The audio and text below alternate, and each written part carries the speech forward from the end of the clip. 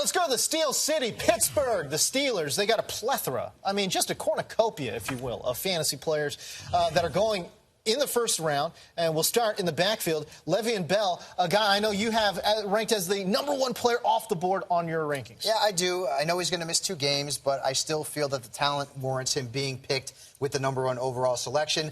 And the offense is just great for him. This is a guy who caught over 80 balls last year.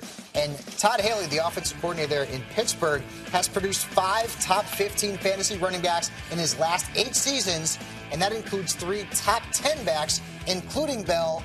I'll suck it up for the first 2 weeks. When Bell comes back, oh boy, I got the best running back in the league. Might be a good point. Give me some stat projections for Bell. I think Le'Veon Bell's a guy who can put up probably total yards. I put the neighborhood of 1,600. I think he can get you double-digit touchdowns without a problem, even missing those 2 games. Look, 1 or 2, it's either Bell or Adrian Peterson. Just depends on your flavor.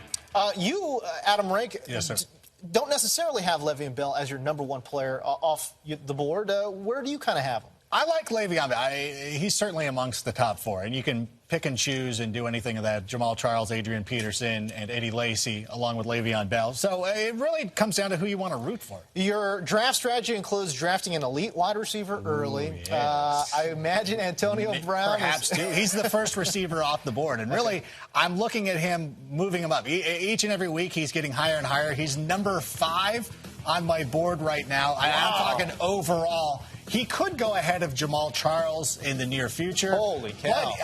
But this is the thing. With this offense, with Antonio Brown, each and every week, you know what you're getting. I mean, There's not as much injury risk with wide receivers. And when you have 2 guys, if you start your draft with Antonio Brown, let's say you get Jordy Nelson on the way back, or A.J. Green, or even Megatron, you have those 2 guys, you don't have to worry about wide receivers. While people are scrambling, they're picking up, Martavis Bryant or anybody, you have 2 solid receivers you don't have to worry about. It's almost like you're saying that Antonio Brown is going to put up Megatron-type numbers. 2,000 receiving yards, double-digit touchdowns. Why not? Look, this offense is going to be amazing. Marcus, do you co-sign that?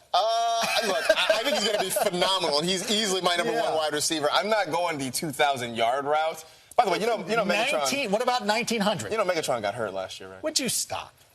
Oh, all right, there you go. A guy that I think might eat into his production is Martavis Bryant. That's why I'm a little bit hesitant to take Antonio Brown in my top 10. But what kind of projections do you have for Martavis?